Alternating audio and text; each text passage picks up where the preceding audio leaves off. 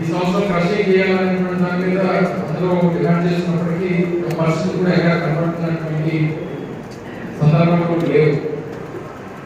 అయితే ముఖ్యంగా దీనికి సంబంధించి ఏ రకమైనటువంటి కార్యాచరణ తీసుకోవాలనేటువంటి దాని మీద చాలా మంది పెద్దలు, రాజకీయ పార్టీకి సంబంధించిన పెద్దలు కానీ, రైతు సంఘాల పెద్దలు కానీ వివిధ రకాలైనటువంటి కార్యాచరణ రూపాన్ని చెప్పారు. కొంతమంది పోలీస్ కార్మికులు ఉన్నారు, కొంతమంది రిలే నిరాకరిస్తున్నారు, కొంతమంది తల్లిదండ్రులు ర్యాలీ చేస్తే బాగుంటుందన్నారు. ఇలా రకరకాలైనటువంటి సలహాలు సూచనలు కూడా వచ్చాయి. అయితే దీని మీద ప్రధానంగా అందరిలో డిమాండ్ ఏంటంటే పంటలోపు బకాయి చెల్లించాలనేటువంటి డిమాండ్. సో దాన్ని ప్రస్తుతానికి ఈ ప్రభుత్వం దగ్గర పెట్టాల్సినటువంటి అవసరం మన మీద ఉంది. ఆ ఒత్తిడి తీసుకోవాల్సినటువంటి బాధ్యత కూడా మనకి ఉంది.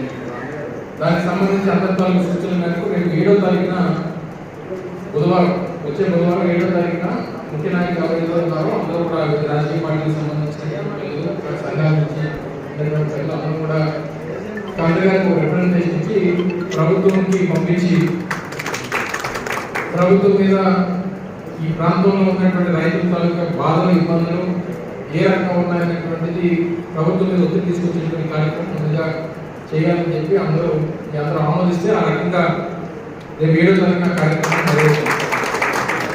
ఎందుకంటే ఇప్పుడు ఉన్నటువంటి పరిస్థితుల్లో రేపు పండుగలోపు మనం ఏదైనా కార్యాచరణ రూపొందించాలన్నా లేదా ఉద్యమాన్ని మరింత ఉధృతం చేయాలంటే పరిస్థితులు అనుకూలించేటువంటి సందర్భాలు లేవు.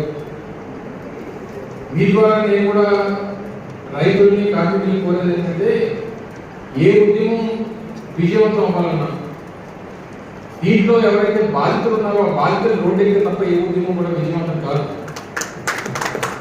చాలా మంది ఉన్నటువంటి నాయకత్వం అంతా కూడా వారి పక్షాన్ని పోరాటం చేయడానికి ఉన్నాం. అందులో కూడా షేర్ హోల్డర్స్ కానీ నాయకత్వం వహిస్తున్నటువంటి వారు కూడా వివిధ రాజకీయ పార్టీకి సంబంధించినటువంటి పెద్దలు ఉన్నారు.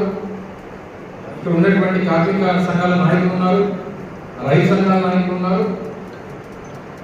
మనతో పాటు ఎవరైతే కడుపుకాలి ఈరోజు బాధపడతా ఉన్నారో వారి రోడ్డెక్కితే తప్ప ప్రభుత్వం దిగొచ్చేటువంటి పరిస్థితులు అనేటువంటిది నా అభిప్రాయం. దానికి కావాల్సినటువంటి కార్యాచరణ, దానికి కావాల్సినటువంటి సహకారం ఈ నాయకత్వం అంతా కూడా అందిస్తుంది. సో దాన్ని ఏ రకంగా మనం ఉధృతం చేసి ఉద్యమాన్ని ముందుకు తీసుకెళ్లాలన్నటువంటి దాన్ని కూడా రేపు మనం సమయం ఇచ్చి ఎప్పుడైనా సరే స్థానిక శాసనసభ్యులు కానీ, ప్రజాప్రతినిధులు కానీ ఎవరు కూడా ఏమంటే ఎన్నికలు నేను 2-3 సార్లు మాట్లాడినప్పుడు కూడా ఫైనాన్స్ లో ఉంది అని చెప్పి ఫైనాన్స్ లో ఫైల్ ఉందని చెప్పి చెప్తా ఉన్నారు. ఫైల్ అనేటువంటిది ఫైనాన్షియల్ మినిస్టర్ నుంచి డబ్బులు ఇవన్నీ ప్రొసీజర్. కానీ దానికి వెంటబడి దాన్ని చేయించేటువంటి బాధ్యత ఎవరు తీసుకుంటున్నారు, అది చేయాలనేటువంటి బాధ్యత ప్రభుత్వం తీసుకుంటుందా లేదనేటువంటి ముఖ్యమైనటువంటి అంశం. నేను 2022 నుంచి 2024 వరకు ఈ సంబంధించినటువంటి శాఖ మంత్రిగా ఉన్నాను. షుగర్ కూడా ఒకప్పుడు సపరేట్ మినిస్ట్రీ ఉండేది. రాను ఇండస్ట్రీస్ డిపార్ట్మెంట్ పరిధిలోకి షుగర్ ఫ్యాక్టరీస్ కూడా ఇండస్ట్రీస్ పరిధిలోకి వచ్చింది. సో వచ్చినప్పుడు 2022, 2023, 2024 వరకు రైతులకు సంబంధించినటువంటి సెప్టెంబర్లో జనరల్ బాడీకి ముందే పేమెంట్ చేయాలనేటువంటి విపరీతమైన ప్రజలు స్థానికంగా శాసనసభ్యులుగా ధర్మశ్రీ గారు కానీ, సహచర మంత్రిగా పెద్దలు ముత్యాలనాయుడు గారు కానీ 2 నియోజకవర్గాలకు సంబంధించినటువంటి రైతాంగం ఉన్నటువంటి ఆకాంక్షని ఆ ఒత్తిడి ప్రభుత్వం మీద మేము మంత్రివర్గం ఉన్నా లేదా అధికార పార్టీకి సంబంధించినటువంటి శాసనసభ్యులుగా ఉన్న ఒత్తిడి ఉండేది. ఒత్తిడి ఉన్నప్పుడు రైతుల తాలూకు బాధలు తెలుసుకొని ఆ ఒత్తిడిని ప్రభుత్వం తీసుకొని రైతులు కడుపు పండకూడదు, రైతులు కడుపు కాలకూడదు అని చెప్పి ఉద్దేశంతో సమయానికి నిధులు విడుదల చేస్తున్నాం. ఈ జీవోలు విధంగా మోసంగా చూపించారు. 2022లో నేను మంత్రిగా బాధ్యత తీసుకున్న తర్వాత మళ్ళీ 2023లో డిసెంబర్లో ఒకసారి దాదాపు 30 కోట్ల రూపాయలు నేను మంత్రిగా ఉన్నప్పుడు విడుదల చేశాను. దానికి ముందు ఒక 45 కోట్లు, ఒక 50 కోట్ల రూపాయలు అప్పుడు గౌతమ్ రెడ్డి గారు మంత్రిగా జగన్మోహన్ రెడ్డి గారికి పరిస్థితులన్నింటినీ కూడా వివరించి స్థానికంగా ఉన్నటువంటి నాయకత్వం తెలుసు. అందులో భాగంగానే ఈ ఫ్యాక్టరీని ఆదుకోవాలని ఒకే ఒక లక్ష్యంతో అమర నాయకులతో అందరినీ కూడా పిలిపించి ఇక్కడ ఉండేటువంటి రైతు సంఘ నాయకులను అలాగే అన్ని పార్టీ నాయకుల్ని పెద్దలని ముఖ్యంగా మామూలు పోలవరం ప్రాంతానికి సంబంధించినటువంటి రైతులంతా ప్రతినిధులందరినీ కూడా ఇక్కడ ఆహ్వానించడం చాలా ఆనందదాయి. ఈ వేదిక మీద ఉన్నటువంటి రైతులు పెద్దలకు ఈ 2 రోజుల సమావేశంలో పాల్గొన్నటువంటి ప్రధాన ప్రతినిధులకు మా సహచరులు అయినటువంటి సోదరులు ముద్దానాయుడు కాదు కానీ ఫ్యాక్టరీ పోలవరం శక్తి కర్మాగారాన్ని ఆదుకోవడంలో ప్రభుత్వం కేవలం ఒక 30 కోట్లు ఇస్తే చాలు, బ్రహ్మాండంగా ఆదుకోవడానికి పెద్ద విశేషం కాదు. మామూలు శాసనసభ్యులుగా ఉన్నటువంటి బండారు సత్యనారాయణమూర్తి కానీ లేదా ఇక్కడ శాసనసభ్యులుగా ఉంటున్నటువంటి కేఎస్ఎన్ రాజు కానీ వాళ్ళిద్దరూ కూడా 1 గంట టైం ఇచ్చిస్తే చాలు, ప్రభుత్వం ద్వారా మనం ఇమీడియట్ గా రైతుకి వచ్చిన బయటికి చెల్లించవచ్చు. మన నయాల్లో 89,90,00,000 రూపాయలు తీసుకొస్తాం. 89,90,00,000 రూపాయలు తీసుకొస్తే దానికన్నా గత జనరల్ బాడీ మీటింగ్ లో అంతకన్నా ఎక్కువే తీసుకొచ్చి శబాష్ అనిపించుకుంటానన్నాడు ఇక్కడ ఉన్నటువంటి కేసీఆర్. మరి ఇప్పుడు ఆయన నిద్రపోతున్నాడా లేదు బండారు సత్యనారాయణ ఎక్కడి నుంచి ఇక్కడికి వచ్చి ఆయన కళ్ళు మూసి పడుకుంటున్నారా? మీరేం చేస్తున్నారు? మీరు ఈ 2 సంవత్సరాలు మీకు అర్థమైంది ఈ రైతులను ఆదుకోవడం కోసం. అంటే ఆ రోజు చాలా విశ్వాసంగా ఈ నిధి కోసం మీరు మాట్లాడేది. ఈరోజు కేవలం ప్రభుత్వం ద్వారా గ్రాంట్ రూపంలో 30 కోట్లు తీసుకురావడానికి ఏంటి బాధ? ఎందుకంటే ఈ ఫ్యాక్టరీ రైతులు మీరు బాగా వాడుకున్నారు. రైతులు పడుకుంటారు. మరి ఓకే 30 కోట్లు తేగలేదు. గత ఏడాది ఆడినటువంటి లక్షల రూపాయలుగా పంచదార ఏమైపోయింది? ఆ పంచదార అంటే 30 కోట్లు వస్తున్నటువంటి ఒక అధికారి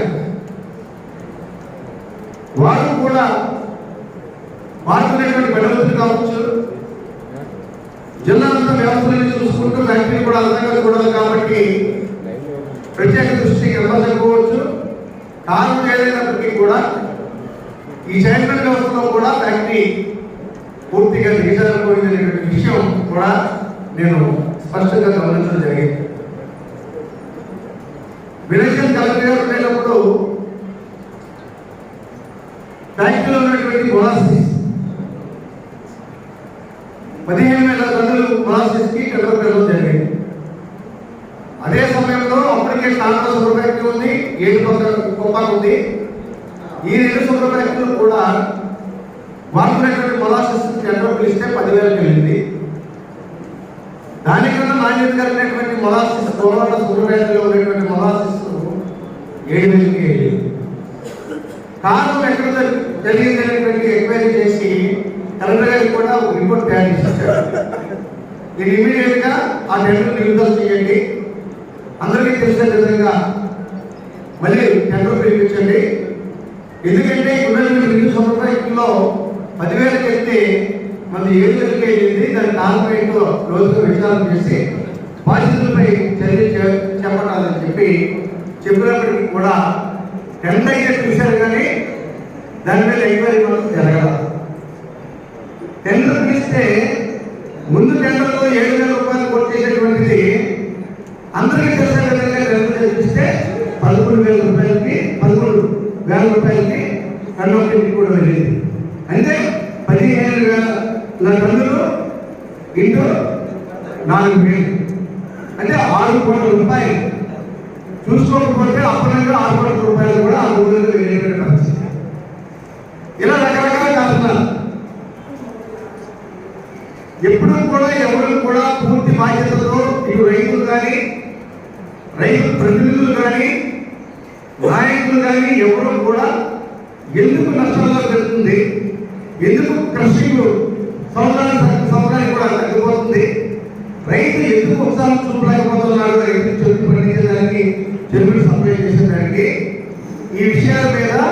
ఎవరు కూడా స్పష్టంగా శ్రద్ధ చూపించలేదనే విషయం ఈరోజు ఇటువంటి పరిస్థితి వస్తే కానీ తెలుసుకోలేకపోయినా ఇటువంటి మహాజన సభలో ఇప్పుడు మనం చూస్తే రోడ్డు మీద చెరుకు వెళ్తుంది.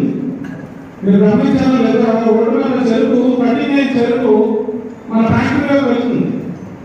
కానీ మన ఫ్యాక్టరీ ఆరంలోనే వెళ్తుంది, కానీ మన ఫ్యాక్టరీ క్రషింగ్ జరగడం లేదు.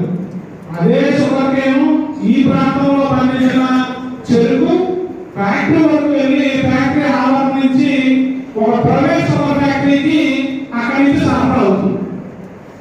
అంటే మన దుస్థితి ఈ రోజు మనం ఇక్కడ సమావేశం పెట్టడానికి అవసరమైనటువంటి పరిస్థితి, ప్రస్తుత రైతుల దుస్థితి ఇప్పుడు ప్రత్యక్షంగా మనం చూస్తాం. మనం పండించిన పంట మన ప్రాంతంలో రెగ్యులర్ గా ఉన్న షుగర్ ఫ్యాక్టరీలో కాకుండా ఒక ప్రైవేట్ షుగర్ ఫ్యాక్టరీకి వెళ్ళే పరిస్థితికి మన షుగర్ ఫ్యాక్టరీ ఈ రోజు ఇక్కడ వచ్చిన కారణంగానే ఒక జనరల్ బాడీ సమావేశం ఈ సంవత్సరం నిర్వహించలేని పరిస్థితిలో ఉన్న కారణంగానే ప్రత్యామ్నాయంగా ఫ్యాక్టరీ నాటించడానికి ఒక సమావేశ రైతులకు ఏర్పాటు చేయడం కోసం మనం అందరం ఇక్కడ మన నాయకుల సమక్షంలో మన సూచన సమావేశం. అయితే ఈ దుస్థితి గురించి మీ అందరికీ చెప్పాల్సి లేదు. అంటే నేను ఒక యాభైనే కాదు, రైతులు కూడా నేను షుగర్ ఫ్యాక్టరీ మెంబర్ని నేను చేరుకోవాలని నేను చేరుకోవాలని చేస్తాను. నాకు కూడా ఇప్పుడు షుగర్ ఫ్యాక్టరీ యాజమాన్యం బాకీ ఉంది. ఈ షుగర్ ఫ్యాక్టరీ పేరు the Chodavaram cooperative sugars limited, the Chodavaram cooperative sugars limited Goa. ఈ షుగర్ ఫ్యాక్టరీ అడ్రస్, ఈ షుగర్ ఫ్యాక్టరీ పేరులోనే చోడవరం ఉంది. ఈ షుగర్ ఫ్యాక్టరీ పేరులోనే కోఆపరేటివ్ అన్న పదం ఉంది. ఈ షుగర్ ఫ్యాక్టరీ పేరులోనే లిమిటెడ్ అన్న పదం కూడా ఉంది. గోవా ప్రాంతం ఉంది. మీరు గమనిస్తే ఈ చోడవరం మన ప్రాంతాన్ని, గోవా ఉన్న ప్రాంతాన్ని నిర్ణయం చేస్తే కోఆపరేటివ్ అన్న పదం చాలా చాలా విస్తృతమైన పదం. ఈ కోఆపరేటివ్ అన్న పదంలో మన అందరం ఇక్కడ హాజరైనటువంటి మానవందరం కూడా ఈ షుగర్ ఫ్యాక్టరీ యాజమాన్యంలో భాగస్వామ్యం. కానీ ఈ యాజమాన్యం మన చేతిలో లేదు. షుగర్ ఫ్యాక్టరీకి షేర్ హోల్డర్స్ గా యాజమాన్యంలో షుగర్ ఫ్యాక్టరీ యాజమాన్యంలో మనకి భాగస్వామ్యం ఉన్నప్పటికీ కూడా షుగర్ ఫ్యాక్టరీని రన్ చేసి యాజమాన్యంలో మన భాగస్వామ్యం లేదు. మనందరూ తరపుని డైరెక్టర్లు ఎన్నుకోమన్నారు, ఆ డైరెక్టర్లందరూ చైర్మన్ ఎన్నుకోమన్నారు, ఓ వ్యవస్థని క్రియేట్ చేశారు. ఆ